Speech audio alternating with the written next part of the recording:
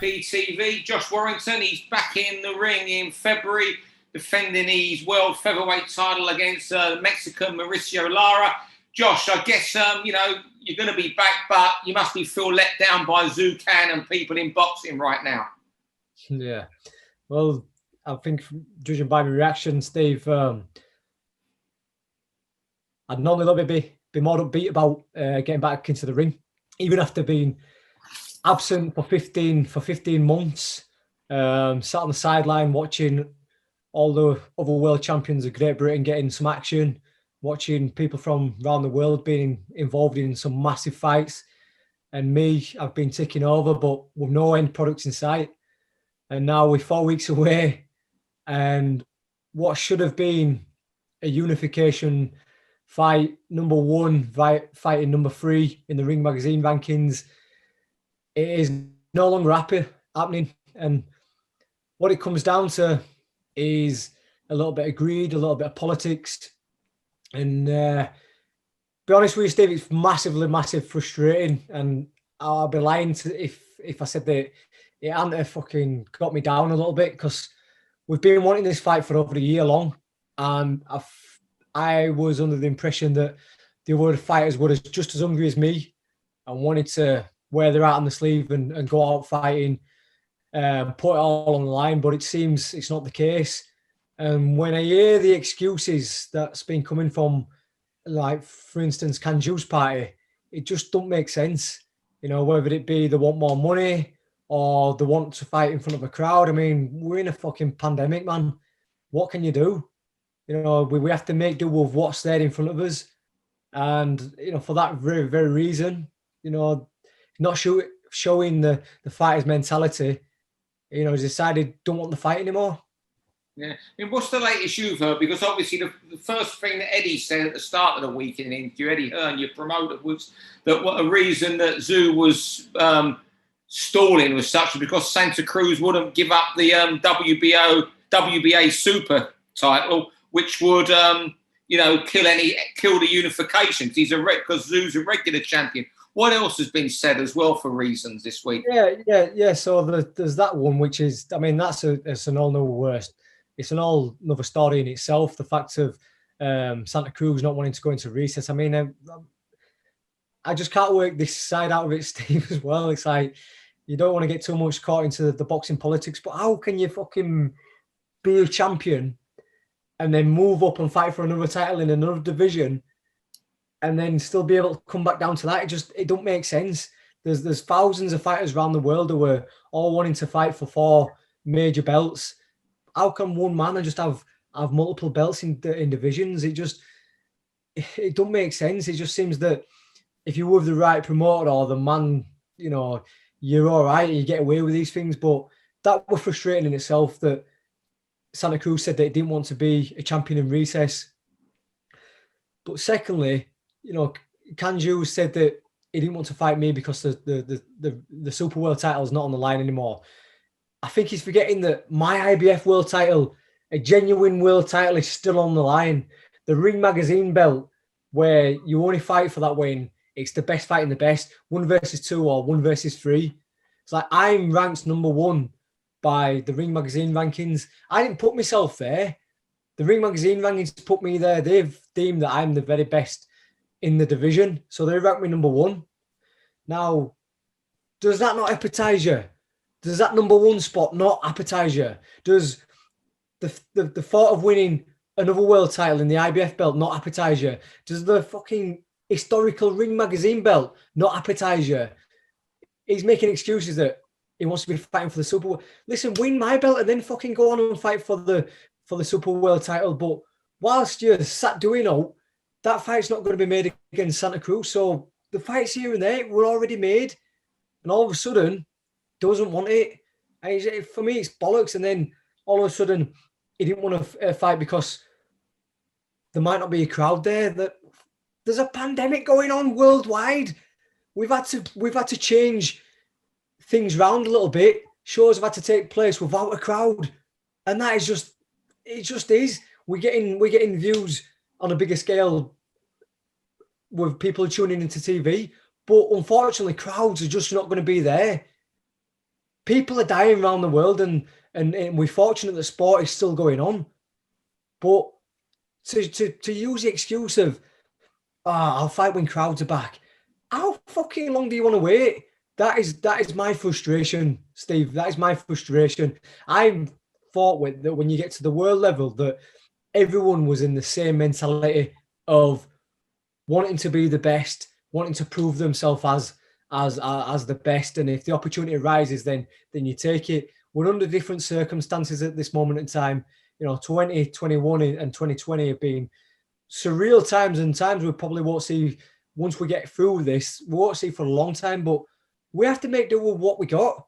And if that means that we have to take a little pay cut and fight behind closed doors, then so be it, for the sport to survive and for us as fighters to stay active. But Zhu seems to be making all the excuses under the sun. He's been crying that he wants to fight with me. It's there. I don't know what else to say. It's fucking there, and he's decided not to take it. So what's the latest on a unification? Because the big danger is after this voluntary defence, which we'll talk about in a little bit, you could suddenly be thrown into Kid Galahad again by the IBF. So, what's the latest on a unification? Because you don't want that, and no one wants to see that. I don't think. Like I've said before, Steve, I feel like I don't need to go over that old ground. People say that it was better than watching paint dry, and I take offence to that but then again, I have to agree with it. It was a boring fight. I did what I had to do to win. People can argue of however they thought the fight went or whatever. Listen, at the end of the day, history will show that I won the fight. If you want to get into deep statistics, get on CompuBox and look at the statistics there. The punch count, I think I outlanded him by 50 or 100 punches or so. That tells you enough. I can sleep at night because I know behind closed doors, what he said to me after we got out the ring and blah, blah, blah. He was happy with the decision. And only 2 weeks later, he wants to be, reverse it, whatever. That's done and dusted for me. I'm coming up to my peak years, and I had like an idea of how long I wanted to be in the sport. And I'd say over the next few years, like if 2020 would have gone the way that it should have done, then this might have been my final year in boxing. I think you have to have an idea of how far you want to go in your career, and then maybe just take it by there. Now, all I want to do, mate, is fight the big names. Like, I've done Carl Frampton, I've done Lee Selby, I've done the kid. I've had my steady defence with Sofian Tukuc. I want the challenges, Steve. I want the fights like Gary Russell Jr., Navarrete, Santa Cruz, maybe if there's an opportunity to go up and fight likes of Oscar Valdez, Joseph Diaz. These are all big fights what I feel like I've earned. I ain't boxed for the world title and then had a string of easy defences to make my record look good. All throughout my career, I've been an underdog, and I shouldn't have been at the level that I'm at. I've had to go the long way around the houses to get the Lee Selby fight and make that happen. When I did first defence, Carl Frampton, then my mandatory defence in Kid Galahad. And all I want to do now is test myself against these other names. I'm not saying that it's a written, and I'm not saying that I'm going to beat them, but I believe I'll beat them. But I need to test myself against these guys, I need to be testing myself against these bigger names, like the greats from around the world. I can't just be stuck in this own soil. I mean, I feel like I've deserved the right to go on and fight in these big super fights. And it's like, how fucking long have I got to wait? I've got to keep on, just having these mandatories or having these keep ticking busy fights. And then by the time, I do get to come to them, I'm past my peak. It's like, I've been patient throughout my career, Steve, been very, very patient. I've waited my turn, and I've never gone to social media to call people out. I've just done things the honest ways. The facts what have been presented in front of me, I've taken and got through them. And now, I am fucking having a bit of a rant because I feel it should be easy to make these big fights, and they're just not happening. So we go out February 13th, and I hear that we might be able to get something sorted for thereafter, whether that be a Navarrete or a Gary Russell. Who knows? I might be able to pull Leo Santa Cruz out of the bag if he's genuinely serious about coming down to 126.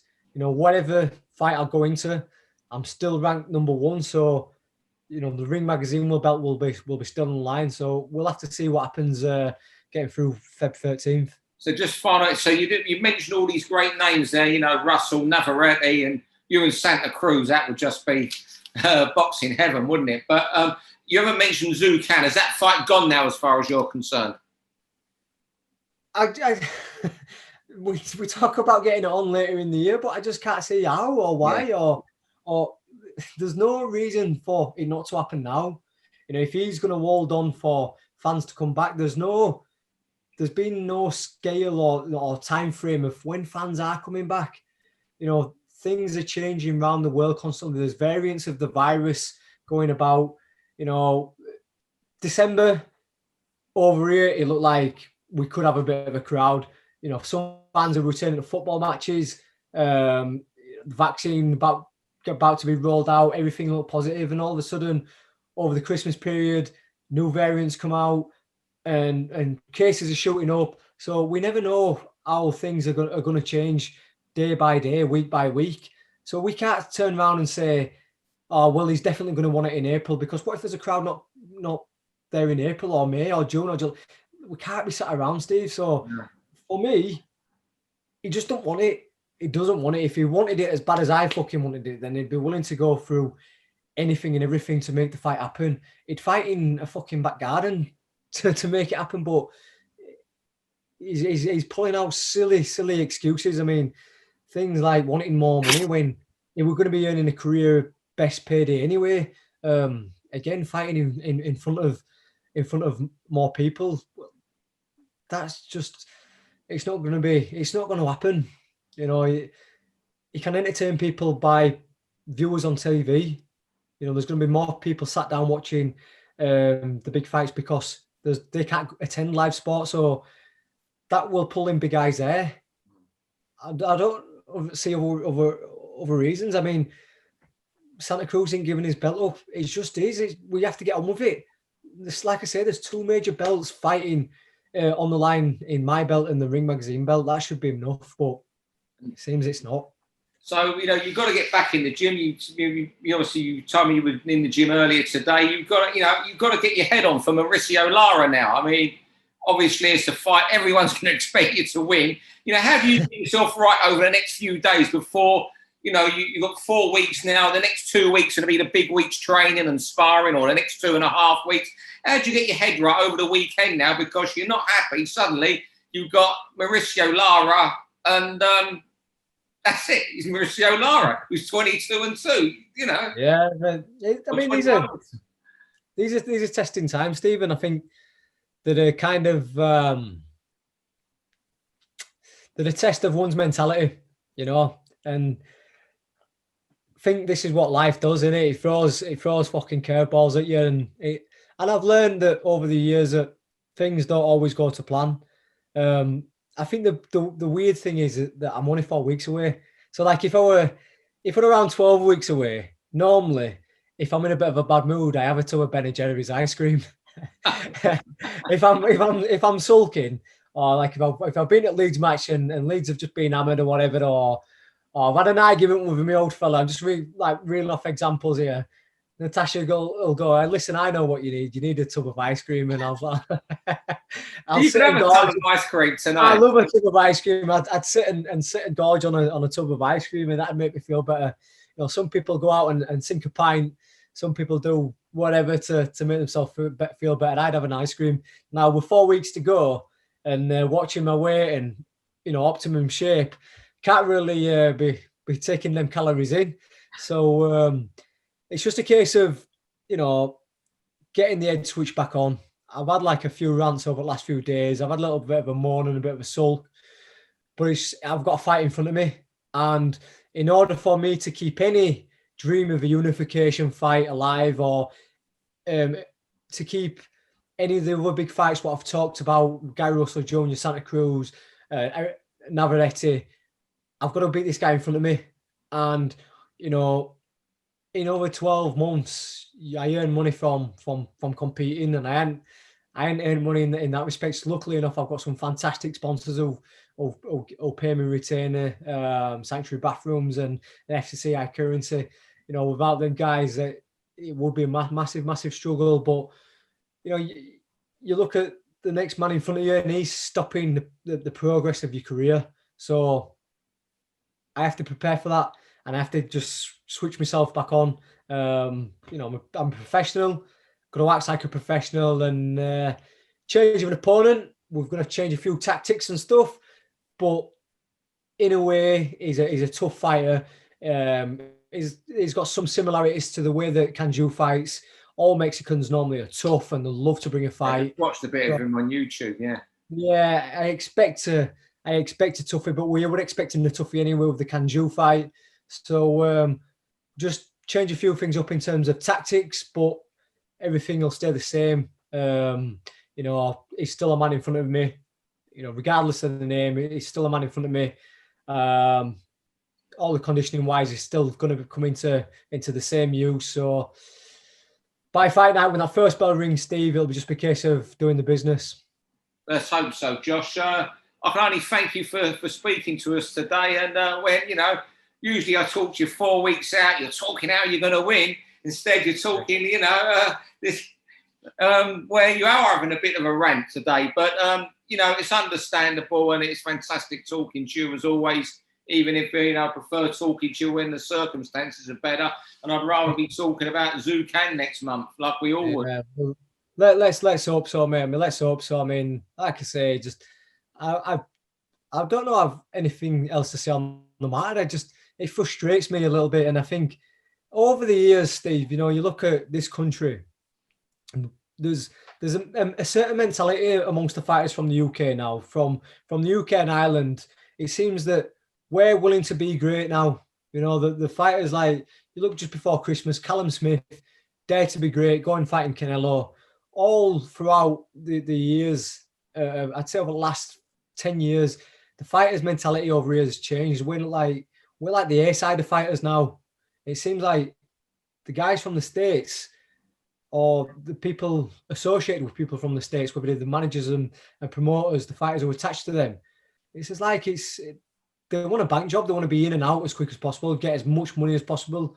They all want like big Floyd Mayweather paychecks, but you know, not all of them are Floyd, and it's as though they're not willing to be great anymore. Or they don't want to test themselves like they should. And I think that's why boxing's booming over here, but in the States, it's not drawing as much as it should do compared to the likes of UFC. Yeah. Because you know, people are willing to put it all on the line for peanuts, for fractions of what we get paid as boxers. But you know, we're us over here in the UK, we're willing to get in them big fights and make it happen. We're screaming and shouting for fights to happen like that. And it seems the guys around the world aren't playing ball. So we have to just be patient, mate. Keep beating these guys in front of us. Stay positive, stay focused, and see what the boxing world will bring us later in the year. All right, Josh. Well, thanks very much for talking to us today, and all the best for the next 4 weeks with your dad in your ear all every day. Yeah, cheers, Steve. Thanks, mate. For all boxing info, news, and latest interviews, amateur and pro, across the north, click and subscribe. VIP Boxing Promotions. Also, Twitter, Instagram, and Facebook.